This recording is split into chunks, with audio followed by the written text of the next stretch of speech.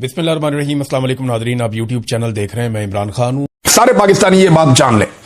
एक बात तो क्लियर हो गई कि आसिम मुनीर साहब ने यह बता दिया कि इमरान खान साहब पे जो केसेस हैं वो कानूनी नहीं है, उनका कानून से कोई लेना देना नहीं है। वो मामला सिर्फ और सिर्फ माफी पे अटका हुआ है कि यहां जिद ये है कि इमरान खान की हमने नाक रगड़वानी है, इमरान खान से हमने माफी मंगवानी है। मामला सिर्फ यहां पे अटका हुआ है और वो शेर का बच्चा जेल में माफी नहीं मांग रहा।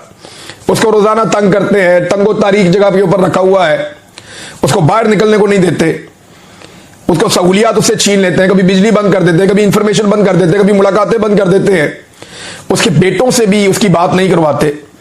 तो ये जो सारी सूरत हाल पैदा की जा रही है सिर्फ इसलिए है कि इसमें कोई आइन और कोई कानून नहीं है।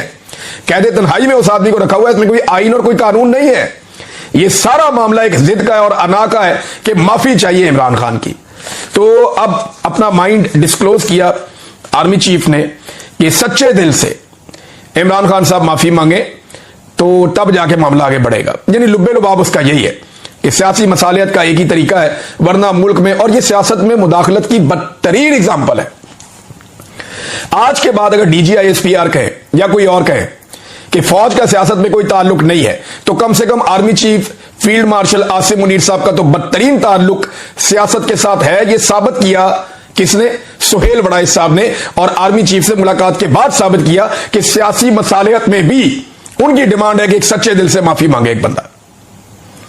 तो ये तो सियासत के अंदर बदतरीन किरदार है, इसको कोई कुछ क्या नाम दे।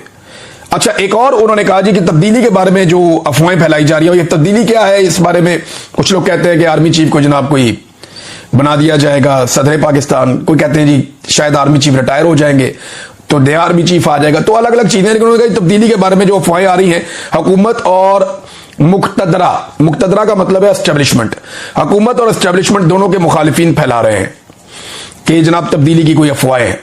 और मौजूदा निजाम इस कदर बूट पॉलिश कर रहा है कि अगर नवाज शरीफ ने अपने पैरों पे खड़े होने का फैसला ना किया तो ये एक्सटेंशन तो उन्हें देनी पड़ जाएगी, और इसका बंदोबस्त 1 साल पहले ही हो गया था, 3 साल की मुद्दत को 5 साल करने के बाद। खारजा पॉलिसी पे भी आर्मी चीफ ने बात की। अच्छा, ये भी वो डोमेन है जिसके अंदर उनका कोई इख्तियार ही नहीं है, ना आइन इसकी इजाजत देता है, ना कानून इसकी इजाजत देता है कि एक आर्मी चीफ सियासी मामलात में मुदाखलत करे। तो ऊपर जितना मैंने आपको बताया वो सारी सियासी मामलात में मुदाखलत है। और अब जो है वो तब्दीली के बारे में, यानी इनका क्या काम है इन चीजों से? इनका काम दिफा के साथ है। फिर खारजा पॉलिसी, अब खारजा पॉलिसी में हमारे आर्मी चीफ का क्या रोल है?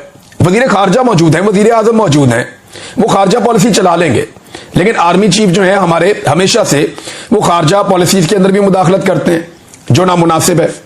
अब वो ये कह रहे हैं कि हम एक दोस्त की खातिर दूसरे को नाराज नहीं करेंगे। अमेरिका और चाइना से ताल्लुकात को बैलेंस करने के हवाले से ना वो इसके एक्सपर्ट है, ना उनकी इसके अंदर जिम्मेदारी है, ना उन्हें ये करना चाहिए। लेकिन पाकिस्तान में एक रवायत बन गई है कि पाकिस्तान की मिलिट्री एस्टेब्लिशमेंट ही ये सारे काम करती है।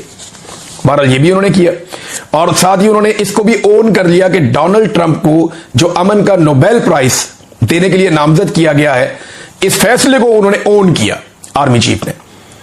लेकिन ये मैं पहले भी आपको बता रहा था कि जब डोनाल्ड ट्रंप से मुलाकात हुई फील्ड मार्शल की, तो उसके बाद फौरी तौर पे ये कदम उठाया गया था और फौरन हुकूमत को ये हुक्म जारी किया गया, कैबिनेट ने फौरी अप्रूवल दी और सबसे पहले पाकिस्तान ने डोनाल्ड ट्रंप को अमन के नोबेल इनाम के लिए नामजद किया। तो आर्मी चीफ ने इसको ओन कर लिया कि जी ठीक है, यूनिक डिसीजन है, और उन्होंने कहा कि डोनाल्ड ट्रंप की अमन की ख्वाहिश जेन्युइन है।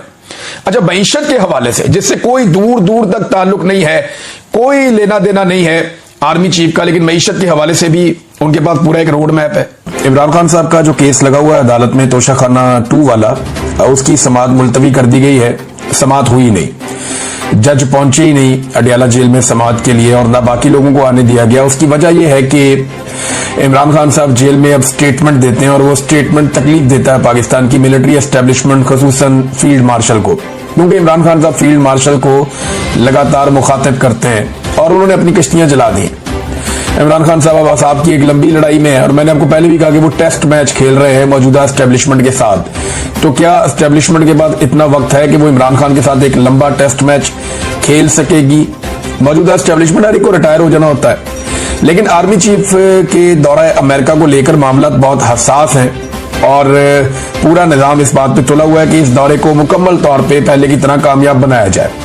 अब इस हवाले से जो है इमरान खान साहब के स्टेटमेंट, 2 चीजें हैं ना, लेकिन अजरबैजान और आर्मीनिया को लेकर पाकिस्तान के वजीर दिफा और पाकिस्तान के वजीर आजम दोनों ने एक एक ट्वीट किया है। बाकी दुनिया को इस बात की इतनी परवाह नहीं है, लेकिन पाकिस्तान इस वक्त अमेरिकी कैंप में पूरी तरह से डोनाल्ड ट्रंप की गोद के मजे ले रहा है। और पाकिस्तान के वजीर दिफा और वजीर आजम ने उस वक्त डोनाल्ड ट्रंप की तारीफों के पुल बांधे हैं जिस वक्त फील्ड मार्शल जो है वो अमेरिका जा रहे हैं। तो अब आप खुद ही समझदार है कि सारी चीजें एक साथ कैसे होती है। तहरीक-ए-इंसाफ ने नाज़रीन एक चीज शो की है, वो मैं आपको दिखाता हूं। ये आर्टिफिशियल इंटेलिजेंस का कमाल है। ये एक नहीं है, 2-3 तस्वीरें सोशल मीडिया पे गर्दिश कर रही हैं कि इमरान खान साहब मीटिंग कर रहे हैं और ये एक पुलिस वाला मेज के नीचे घुसा हुआ है, एक पर्दे के पीछे छुपा हुआ है। तो इस किस्म की आर्टिफिशियल इंटेलिजेंस की कुछ तस्वीर जो है वो सोशल मीडिया पे गर्दिश कर रही है और वहां दिखाया जा रहा है कि जनाब ये छोटी सी मेज है, इसके नीचे पुलिस वाला छुपा हुआ है, आधा नजर आ रहा है हर तरफ से।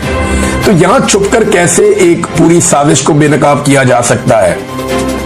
यानी ये कैसे मुमकिन है कि पुलिस वाला उसी कमरे में मौजूद हो जहां पे इमरान खान साहब एक बड़ी घिनौनी किस्म की ही मुबैना तौर पर साजिश कर रहे थे। अब मैंने पाकिस्तान तहरीक-ए-इंसाफ के वकला को भी कहा कि इमरान खान के कमरे में वहां पे तो मैं भी गया हुआ हूं और मैंने वो देखा हुआ है जहां पे वो मीटिंग इमरान खान करते थे सबसे। जिस ड्राइंग रूम की पुलिस वाले बात कर रहे हैं उस ड्राइंग रूम में मैं भी गया हूं और बेशुमार मजीद सहाफी और लोग गए हैं। हजारों लोग मेरे ख्याल में इमरान खान साहब से इंटरेक्शन करते थे हर महीने, तो बहुत सारे लोग वहां जाते रहे। अब इमरान खान साहब रोजाना तो फर्नीचर चेंज करते नहीं थे, उनका तो जब तक फर्नीचर फट नहीं जाता, सोफे फारग नहीं हो जाते, टूट फूट नहीं हो जाती, तब तक वो चेंज नहीं करते। तो वहां पे वो सामान आज भी पड़ा हुआ होगा और वहीं पे होना चाहिए, क्योंकि इमरान खान साहब की गिरफ्तारी के बाद किसने उसको बदलना है। तो मैंने उनसे कहा कि जनाब आप ये टेबलें उठाएं, ये चीजें उठाएं और उठा के अदालत में ले जाएं, ले जाके अदालत में सोफा रखें, टेबल रखें और जज को कहें कि इस पुलिस वाले को बोले इसके नीचे छुप के दिखाए। अगर ये इसके नीचे छुप गया तो आप हम सबको फांसी लगा दें। तो छोटी छोटी टेबलें हैं वहां पे, वो बड़ी टेबल थी नहीं ऐसी जिसके नीचे बंदा ऐसे छुप जाए और पूरा गायब भी हो जाए, नजर ही ना आए। और ना कोई ऐसे पर्दे बिछे हुए थे कि जिनके अंदर नीचे बंदा घुस जाएगा।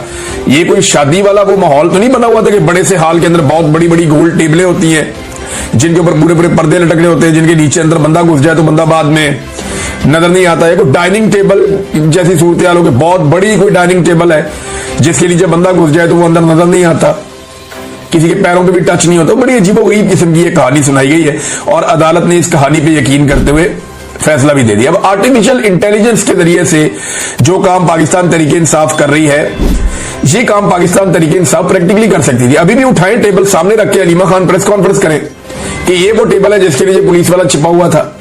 अब बताएं, पुलिस वाला इसके नीचे छुप के दिखाए ना कि इसके नीचे बंदा कैसे छुप सकता है। साइफर मंजर आम पे आया और उसने मौजूदा निजाम की बुनियादें हिला दी हैं। ऐसा नहीं है कि अब ये जस्टिफाई कर पाएंगे। इमरान खान साहब ने जो कुछ कहा उसका एक एक लफ्ज दुरुस्त साबित हुआ और उनके मुकाबले में जर्नैलों ने और ताकतवर लोगों ने जो कुछ कहा वो एक एक लफ्ज झूठ साबित हुआ। यह निजाम जिस ईंट के ऊपर खड़ा किया गया था वो ईंट अब टूट चुकी है। जर्नैलों ने अपने इदारे में झूठ फैलाया और साइफर की कहानी को झूठा करार दिया और यह कहा जनाब यहां तो कुछ भी नहीं है और मुतमईन किया सबको। लेकिन इमरान खान साहब सच्चे तो साबित हो गए हैं, लेकिन झूठ बोलने वालों का क्या करना है, ये अब एक बड़ा सवाल पैदा हो गया। उन सियासतदानों का क्या करना है, उन जर्नैलों का क्या करना है जिन्होंने इदारों को और अवाम को गुमराह किया, जिन्होंने झूठ फैलाया और धोखा दिया और हकायक को छुपाया, अपने हलफ की खिलाफ वर्जी की, बल्कि अपने हलफ से गद्दारी की। उन जर्नैलों का और सियासतदानों का क्या करना है? देखें ना, सबसे पहले तो आप ये देखें कि मैंने आपको सुनवाया कि डीजी ISPR तो बिल्कुल मुकर गए थे कि ऐसा कोई साइफर या इस तरह की कोई धमकी या मुदाखलत है ही नहीं। वो मानते ही नहीं थे कोई मुदाखलत हो रही है, कोई साजिश हो रही है, कोई धमकी हो रही है, वो इस बात को मानते ही नहीं थे। चंद स्टेटमेंट है, मैं आपको बताता हूं। बिलावल ने क्या कहा था, बिलावल ने इसके ऊपर यह स्टेटमेंट दिया था कि ऐसी कोई चीज ही नहीं है। खान साहब के एक वजीर ने खुद से साइफर लिखवाया है सफीर के जरिए से। अब बिलावल का जो बयान है वो ये था। मरियम नवाज का बयान था ये खत न था न है, ये बस एक ड्रामा था, ये मरियम नवाज ने कहा था। फजलुर रहमान ने उस दिन ये कहा था कि खत आया, धमकियां दी, किसी ने कोई धमकी नहीं दी, कोई किसी ने खत नहीं लिखा, ये सब झूठ है। फजलुर रहमान का ये स्टेटमेंट था।